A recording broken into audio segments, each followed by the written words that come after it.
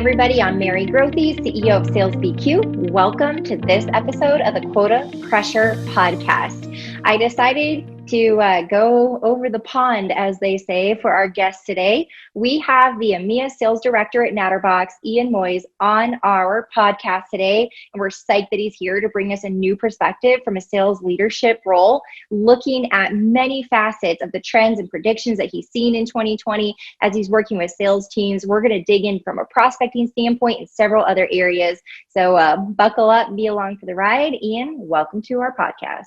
Hi, Mary. Thank you for having me on. And interesting to see how we're going to fit that into a short time, right? So we're going to be punchy.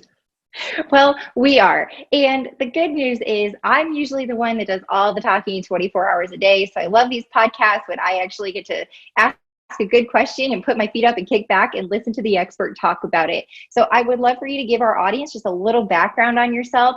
It always helps when we know who you are and what your experience has been, gives a little credibility in what you're saying. So give us that brief overview of your experience to this point. Sure. Very quickly, started inside sales, was promoted to field sales, worked in channel for many years, promoted up then through to managing people, leading channel. So I'd say managing initially, then learning to lead. And the last 13 years, I've been in the cloud computing sector, leading direct sales teams. So I've done channel, direct, inside sales, field sales, direct.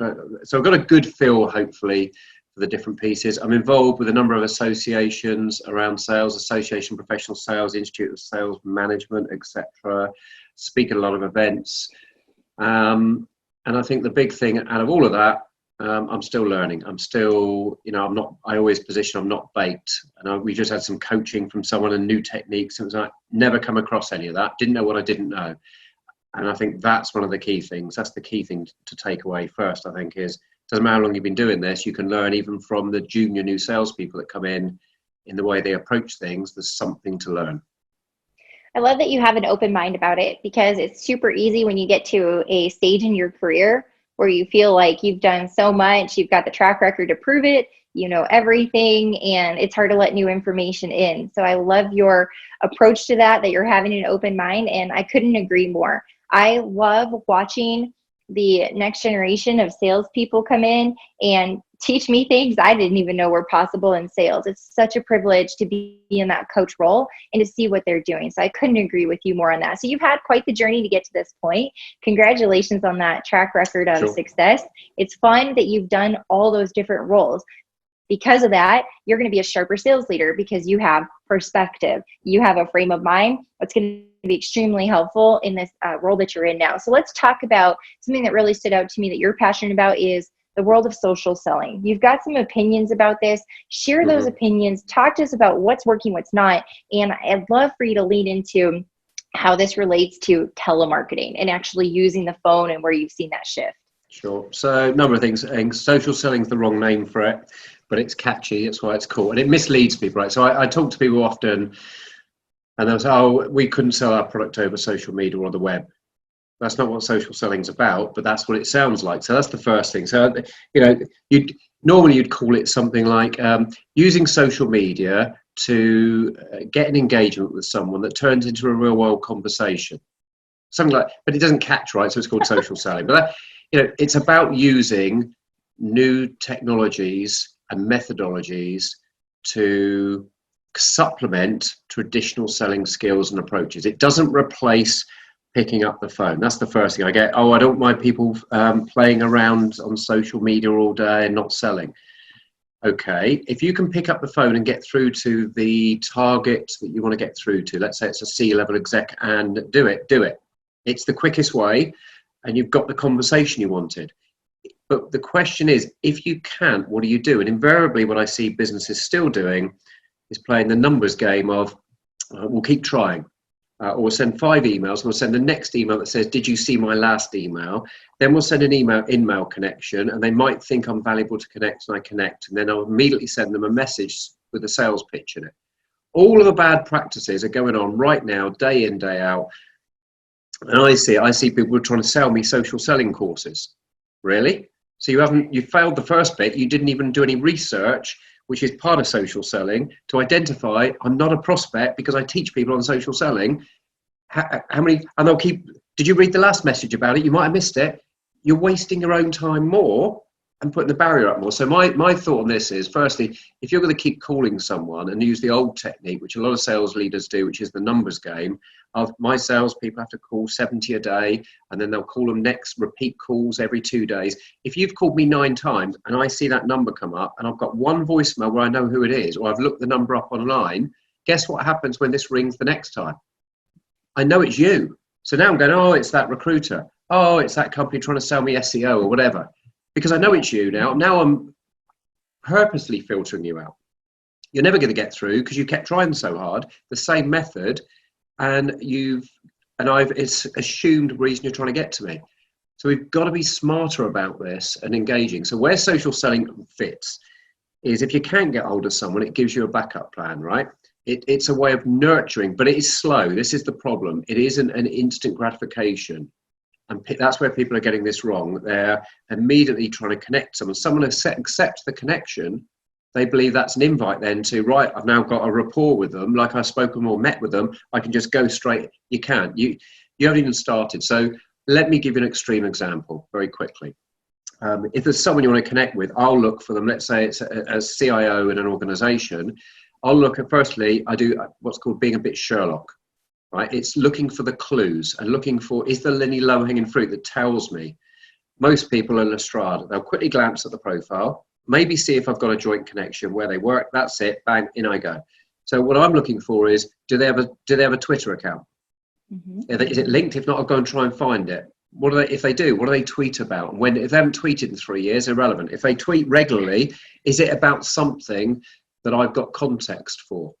Right, if they're tweeting about cycling and you are proficient, it's their most passion, right, you've now got a connection. It's how do you relate that connection? You don't email them going, I'm into cycling, but you might like their post, right? You might share it, or you might share a bit of content or a blog you wrote on cycling or a photo. You might share something and tag them in, or reply to something where they posted there's this new product out and put a comment on, oh yeah, one of my friends used that and said it wasn't this good, whatever. It's about trying to get rapport and engagement that's relative and genuine. If you're not into cycling, don't pretend you are and try and do that, right? So you've got to be genuine.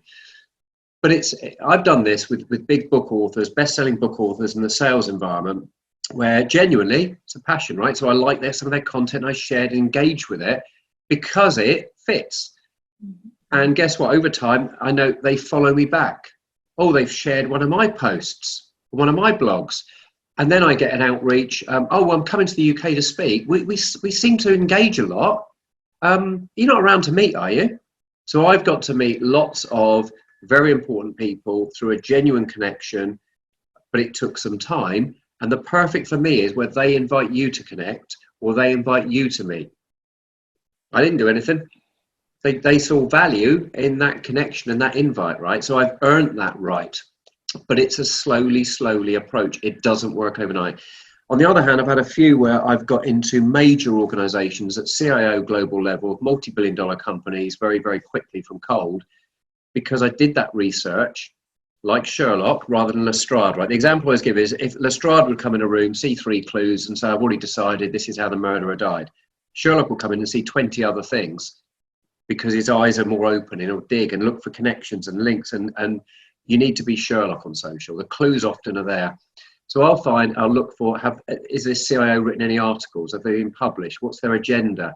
What do they speak at events? Is there what the more I know, the more I can, and I found on a particular one enough information about the agenda of where they were taking the business and the transformation they did in companies to tie in specifically to what I wanted to talk about, that I sent one email. But boy, did it take me a lot of planning and research and get it together. And I got a response which was really interesting. My PA will be in touch, love to talk. And when we had that meeting, the first thing that conversation opened with, he sat down in front of us and said, you've done well, I don't meet anyone. Now, it doesn't always work that quick, but that's what social selling's about. It's about taking a social media engagement where I can't start with a direct engagement and leveraging it through to a real world engagement when social media has then done its job. So then you go back into your normal sales skills of rapport, meeting them, qualification, everything else. You're back where it fits the first part of the sale. if you can't get hold of someone and it's a cold call and it's blocked, what other option do you have? Just keep doing the stuff that isn't working and more of it, in which case they block it more, or do something different. And most people aren't doing it. So guess what? If you do it and you work smart and you don't abuse that fact with going straight in with, I want to meet you, you can make this work, and it works beautifully. I love what you walked through. I couldn't agree with it more. I firmly believe that doing this type of research, we call it profiling before prospecting. But not a lot of reps can understand and execute on what you just walked through. We teach this methodology through Sales BQ, and we talk about, I'll pull up a LinkedIn profile, I'll pull up a company website, Twitter handles, and I'll walk people through and show them how to pull these bits and pieces of information and use that, put it in your melting pot, stir it around, get a bunch of information, and then pull out a custom created message, like you said, for that in-mail. And it seems to be a very difficult concept for salespeople to understand. And we teach classes on this every single month. And we also work with teams and sit down with them and take their actual prospects and walk through. And what I've noticed is, of all the things that we teach and coach and train on, this is an area that we're not seeing a huge adoption. And I see a lot of reps get stuck.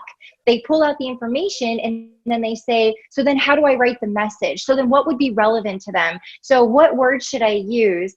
And so I'm just curious from your perspective, as you've trained reps. Mary, pick up the phone. What you've got now is valuable insight, right? Of how it's not a cold call necessarily now. If you know something where you've got relevance, rather than just going in, I want to understand if you've got a need for this.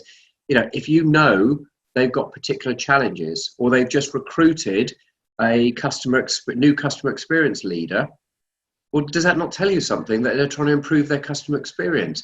Look in their board report, you know, do the homework. And if it talks in there from their CEO about this year, we want to move our NPS score from this to this, that's on their agenda.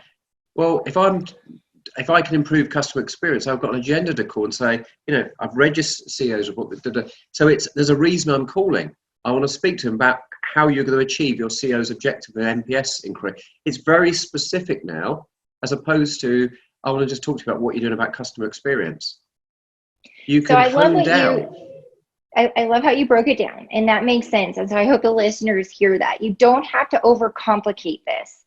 You find one thing. Find one little area that looks like a key focus for them that aligns with the problems that you solve for your customers relating to what you sell. Find one key area that's going to be relevant on both sides of the conversation so that you have the point of commonality. And that's what I think the advice needs to be.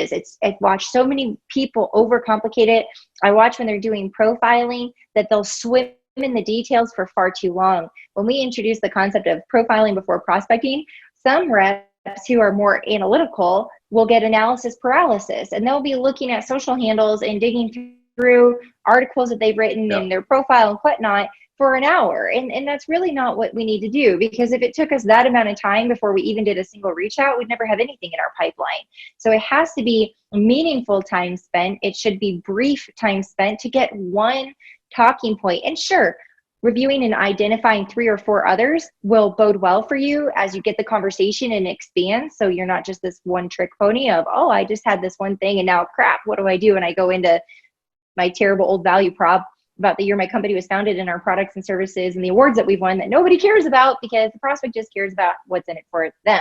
So this is a really great overview. The prospect cares about them, right? And if they've posted if anything they've put on social media, they've done so consciously that is in the public domain, right? So it's not hidden. It's not wrong to have. I get people say, well, it feels like I'm intruding, having a look. Really? They posted it.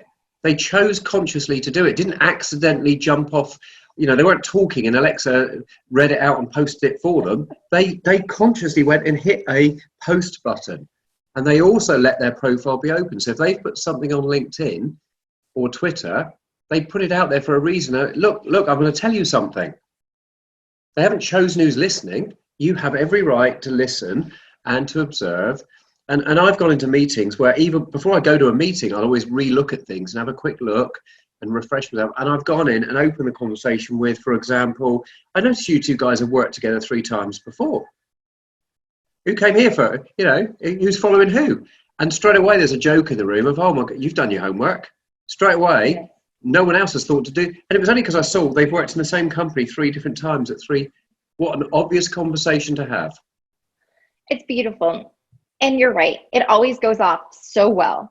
I love hearing that feedback. Well, you did your homework. Well, you definitely researched this. I mean, when they understand that you're in it and you're invested and you care about the quality of the conversation and building that relationship and that potential outcome, I really feel like you had mentioned, hey, after you do all this engagement on social platforms in order to get the meeting, you still have to follow the steps of the process. And one of those steps you mentioned was rapport.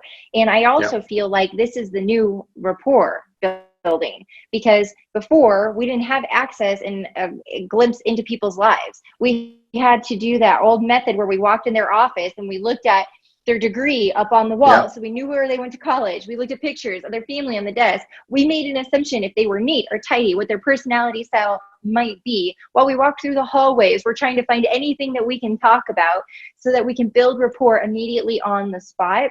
You don't have to do that anymore. I mean, you can, but you don't have to, because you can talk about something so much deeper and richer and something that really gets to them because you took the time to digest what they're putting out in public. And the thing you've got to assume is that they may do it in reverse. And that's why, and that's the personal brand piece, why you better make sure you look how you expect them to judge you. Ooh. Because they're going to look back. I see so many times I look at profiles and then you look in the views of people who viewed you and they viewed you back. That's right. Expand more on that.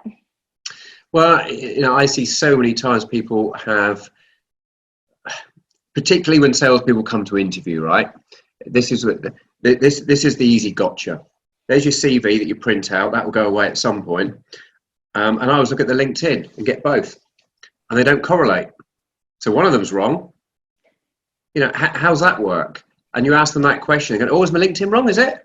They've never looked. They don't. Or you pick out something from their LinkedIn profile and they seem unfamiliar with it. Because the last time they touched it is when they set it up. This is something to cultivate. It's like a garden. You plant the seeds and stuff, but you don't then go away for 3 months, come back and hope something's happened. You water the garden, you mow the grass, etc. It doesn't stay looking nice. So, with LinkedIn, it's a constant, set your profile up, get it good in the first place, but then nurture it. I always look at what other people have done. I see little tweaks and think, oh, that's interesting. I'll plagiarize that. I can use that. What the picture you used is. How many people have made typically what people do is they choose a picture and they think, I look okay in that. They make their own judgment, or they might ask a partner or a friend, and on it goes. How many have tested it? So I've tested mine, not because someone told me to, because I accidentally, along the journey of learning, found something, went, oh, I'll try that.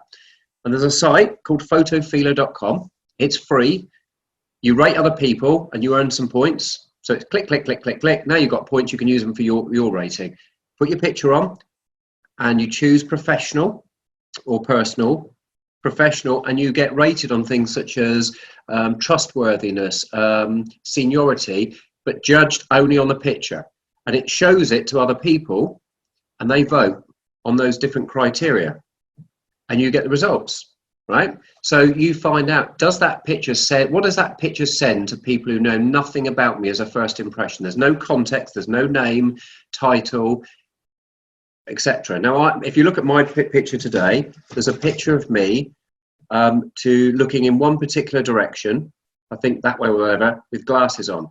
When I first tested it, and when I train people on this, I show the actual results from the different pictures. The same picture without glasses got me a mediocre result. I then put the same picture on with glasses because they'd done multiple shots and it went up. 6 months later, something made me twig and I flipped the same photo to face the other direction. It went up again. That's why the photo that I use today is looking in a particular direction with glasses. How does that work? So if I put that picture on, not very average trustworthiness, not very senior. That suddenly they rocketed up. But I couldn't decide that, and you can't ask someone that knows you to decide that because they've got a bias before you even start. photofeeler.com. Is that what it was? Or what was the URL? Photofeeler.com. Yeah. That's absolutely incredible. It's amazing how humans pass judgment immediately. And on LinkedIn, it's terrible because if you're in sales or business development of any kind, you already have an X on you, right? People don't want to connect with salespeople. There are so many people that have trashed the platform of LinkedIn with spamming and not being personal and becoming very annoying, connecting and pitching.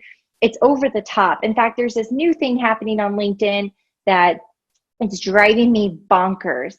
It's a connect and a pitch, and then 2 days later, there's a follow-up message of, did you see my other message? Hey, I didn't hear back from you. Did you get this?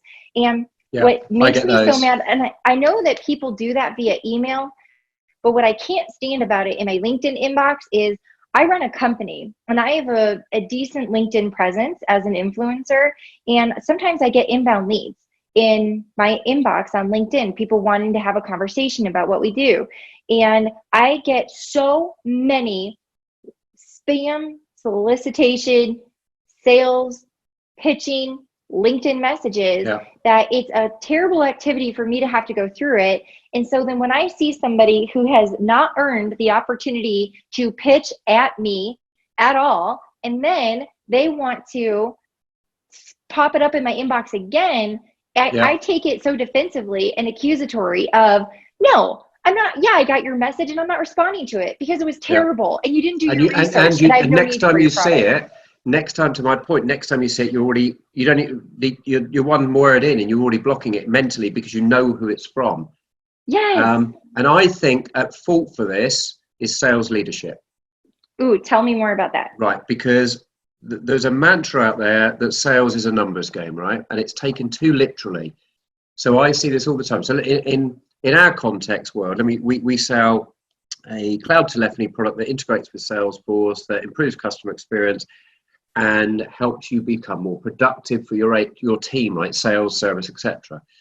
And the question we often get from people on the sales side of a business is, well, how can this help me? What I'm trying to achieve is, how can this help me? I want to increase the sales through the activity. So, I've got them doing 70 calls a day today, but can this help me do 90 calls a day? Right, you're shuffling the chairs on the Titanic, because I asked them, why do you need to do 90 calls? And I know the answer. And what you get them to is, what's your ratio of when you connect with someone to getting it into a prospect or a conversion? And you've worked that out that for every, for example, 10 calls we connect, we get 1 conversion. But we've worked out it used to take 70 calls to get 10 connects. Now it takes 90. Therefore, we need to do 90. And my answer is, hang on a second. What you're telling me is you want more conversions. And you're telling me the answer's already decided that you're going to do the same method you're doing today. Therefore, you're taking correlation to causation. What if I said you could do things differently and get 2 conversions? Oh, yeah, please. But you do less calls. What? Straight away, people have already told you the answer because they've already got the model and they're going to keep doing the same model. What if you disrupt the model and do something different in a different way? So we helped one customer, in fact, a US customer, came to us and said their key objective was, we want to increase the connects we get with customers, prospects, where we actually have a meaningful conversation where they pick up and we speak to them by 30%. So we configured something for them and they tested it. And in 2 weeks, they came back. We couldn't control the result, right? It's going to be what it's going to be. And they said, yeah, we got a result. It's 29.7%. It's good enough. We'll buy. And they bought. Forget all the other wondrous things we can do. That alone, the impact it had, because they didn't have to do 5 times as many calls. What they wanted, they asked the right question. We want to increase the connects. Then it's down to the expertise of the salespeople on the phone and the skill, but we've got the connection. It's not about doing more dials activity. And the same with, what we were talking about, if it's emails or emails, if a sales leader is telling his team, we need to do this is the activity we need. I need lots of activity. You're all busy. Oh my God, we did 400 emails this week. We did this. Great. Feels like we achieved something. It's the outcome you want, not the activity. It's productivity. And productivity does not directly correlate with activity. Are you doing enough of the right thing, not just enough of something? And that's the problem of the sales is a numbers game. People just we've got to do more calls. I only do 20 meetings a week. Okay, why? Because we know that we only close one sale out of every 5 meetings. Okay, how do we improve that? Is that a sales selling skill? Is it something we're talking to the wrong customer persona? But no, the answer immediately is just do more of what we're doing. Yes. Because that will correlate with this. Well, there's a point where that breaks. What happens when it gets harder and you need to do 200 calls a day per rep? Or you have to do 50 meetings a week. What happens when you go past the point of impossibility? Because that's the trajectory you're on with the method you're using. And that's why I think we see that sales leaders need to step in and go, right, it's not just about activity. It's about the right activity. I want a sales rep who can tell me I can do 1 meeting a year and hit my number. Now that's the extreme panacea, right? How do you do that? But what I don't want is a rep says I have to do 50 million calls a year to hit my number. It's how far do you move along the line to be efficient? That ideally you want, I can make 10 calls and I make 10 meetings and I make 10 sales. That's the perfection. How close can you get to the panacea metric? And how do I do that? And that isn't just about doing more of it. It's about adjusting. Is it the coaching of the salespeople? Is it the sales methodology you're using? Is it you're approaching the wrong buyer persona? Is there a particular vertical where you have more success, where actually put the effort into where we get more success and don't go to the hard play? There's so many things, and it depends on your product, service, your market dynamic, your country. But don't just go, it's activity. And I still see so many people, and I interview salespeople who go, that's the environment they've come from. That's why they're looking for a job, because it doesn't incite yearning to come to work. It doesn't make you passionate about it. You just end up being the hamster in the wheel. Agreed. I think that is phenomenal sales leadership advice, that it's time to look at the numbers a little bit differently. And you may challenge your model. It's about quality. It's about sanity in the role as well. If we're just making this a numbers game and we're increasing dials and activity metrics over and over again, I agree with you 100%. We're going to reach a point of burnout and impossibility. And then what do? Use 2020 as your hindsight, right? Year of looking at the metrics and saying, could we be doing better? And I love building out those models with those KPIs and saying, what if we increase our conversion rate to quality conversations or discovery meeting set, whatever that initial step is? What if we did fewer calls to get that? What if our close rate was higher? What if our average revenue per sale was higher and we were better in the sales conversation of not discounting? There's so many different levers that you can pull in order to change the outcome. And I think what you're saying here is take a moment to challenge the model and figure out if there isn't more sanity that you can bring into this situation. So I think that's great. A great analogy, Mary, to compound that and summarize that is, if you look at the British cycling team, there's the story about marginal gains and Dave Brailsford, etc. People can look up on the internet. But if he'd come in, he changed the I'm not into sports, but he changed the performance of that to a world-class win performance. But he didn't come in and say, pedal faster, pedal 5 times faster. That'll fix it. Of course it would, but you can't achieve it. What he did is looked at all of the small things that he could adjust and made those levers you describe. I usually say dials, but he tweaked each of them marginally, and the compounding of those created a world-class gold-winning performance.